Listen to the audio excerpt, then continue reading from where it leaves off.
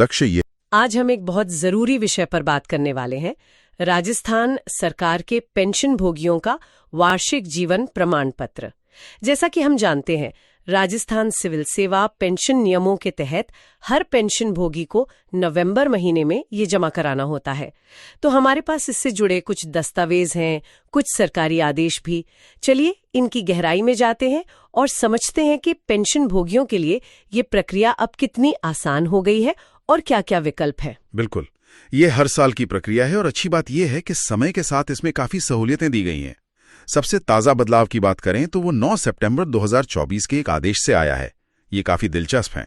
अच्छा, क्या नया है इसमें? इसमें राज्य सरकार के ही दूसरे कर्मचारी, मतलब चतुर्थ श्रेणी कर्मचारियों को छोड़कर वो पेंशन भोगी का जीवन प्रमाण पत्र अपडेट करने में मदद कर सकते हैं। अरे वाह, मतलब पेंशनर किसी सरकारी कर्मचारी से कह सकता है? ये कैसे काम करेगा? हाँ बिल्कुल, पेंशन भोगी किसी भी राजपत्रित या अराजपत्रित अधिकारी या कर्मचारी से अनुरोध कर सकते हैं, बस वो चतुर्थ श्रेणी के ना हो।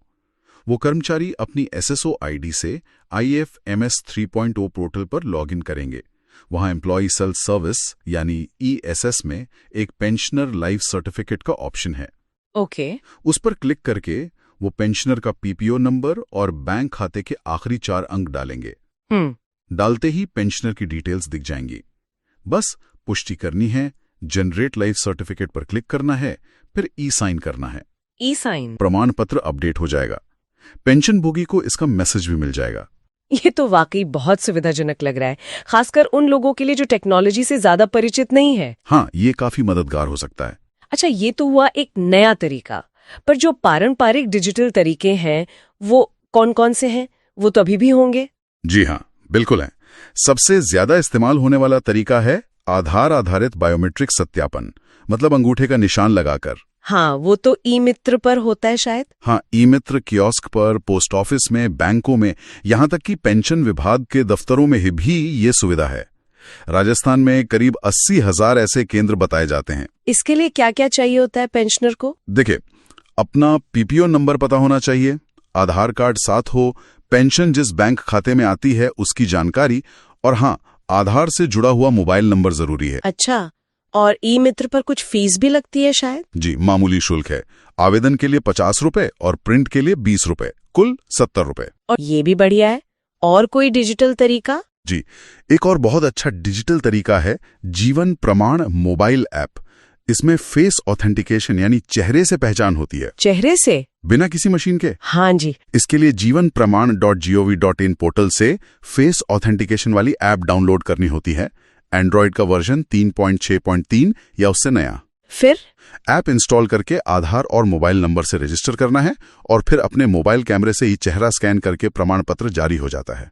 इसमें कोई फिंगरप्रिंट डिवाइस नहीं चाहिए। ये तो कमाल है, मतलब जिनके फिंगरप्रिंट्स में दिक्कत आती है उनके लिए तो ये बहुत ही अच्छा विकल्प है। सही कहा आपने। मतलब कई सारे डिजिटल रास्ते हैं। जी, और इनके अलावा वो सबसे पुराना तरीका तो है ही खुद जाके जमा करना। अच्छा, यानी व्यक्तिगत रूप से उपस्थित होकर? हाँ, पेंशन भोगी खुद पेंशन ऑफिस जा सकते हैं, वहां निर्धारित फॉर्म भर के वहीं किसी अधिकारी से प्रमाणित करवाकर जमा कर सकते हैं। तो आइए राजस्थान सरकार के पेंशन भोगियों के लिए जीवन प्रमाण पत्र जमा करने के छठे तरीके पर एक नजर डालते हैं। देखिए, ये जानकारी राजस्थान सरकार ने जो लाइफ सर्टिफिकेट जमा करने के कई तरीके बताए हैं, उनमें से खास तौर पे छठे वाले ऑप्शन के बारे में है। और हाँ, ये उन पेंशनर्स के लिए जानना जरूरी हो सकता है जो शायद ऑनलाइन नहीं कर पाते या फिर अब जानते हैं खुद जाकर तसल्ली करना चाहते हैं। तो इसमें मुख्य बातें क्या हैं, समझ लेते हैं। पहली बात तो ये कि राजस्थान सरकार के जितने भी ट्रेजरी ऑफिस हैं, वहां के ट्रेजरी ऑफिसर्स को ये पावर दी गई है। दूसरी बात, वो अब अपने SSO यानी सिंगल साइन ऑन लॉगिन का इस्तेमाल करके IFMS 3.0 पोर्टल पर आपका जीवन प्रमाण पत्र दर्ज कर सकते हैं। और सबसे जरूरी चीज, इसके लिए पेंशन पाने वाले को, मतलब आपको, खुद ट्रेजरी ऑफिसर के सामने जाना होगा।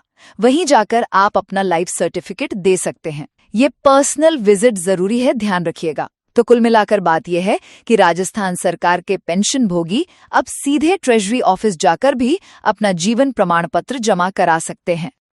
और जो पेंशनर राजस्थान से बाहर रह रहे हैं, हाँ, उनके लिए क्या व्यवस्था है? वो लोग जिस राज्य में हैं, वहां के संबंधित ट्रेजरी ऑफिस इसे जमा करा सकते हैं। तो कुल मिलाकर अब विकल्प काफी सारे हैं। जरूरी ये है कि नवंबर महीने में ये काम हो जाना चाहिए। बिल्कुल सही। और एक बात पर मैं जरूर जोर देना चाहूंगा, अपनी निजी जानकारी जैसे आधार नंबर, बैंक खाता नंबर, पीपीओ नंबर, ये सब कभी भी व्हाट्सएप या ईमेल जैसे अविश्वसनीय माध्यमों से किसी को ना भेजें। हाँ, ये बहुत जरूरी सावधानी है। हमेशा आधिकारिक वेबसाइट, ऐप या अधिकृत केंद्रों का ही प्रयोग करें। और एक और गंभीर बात, अगर दुर्भाग्यवश किसी पेंशन भोगी की मृत्यु हो जाती है, तो परिवार का ये कर्तव्य है कि तुरंत मृत्यु प्रमाण पत्र के साथ संबंधित ट्रेजरी ऑफिस या बैंक को सूचित करें। हाँ, ये जानकारी छुपाना सही नहीं है। बिल्कुल नहीं, ये दंडनीय अपराध भी हो सकता है। तो हमने देखा कि राजस्थान सरकार के पेंशन भोगियों के लिए जीवन प्रमाण पत्र जमा करने के कितने अलग अलग रास्ते मौजूद हैं। सरकारी कर्मचारी की मदद से, कई तरह के डिजिटल तरीकों से, या फिर खुद जाकर। हाँ, सबसे महत्वपूर्ण बात यह है कि पेंशन भोगी अपनी सुविधा और आसानी के हिसाब से इनमें से कोई भी तरीका चुन सकते हैं। लक्ष्य यही है कि प्रक्रिया। Subscribe now and press the bell icon. Never miss an update. Subscribe now and press the bell icon. Never miss an update.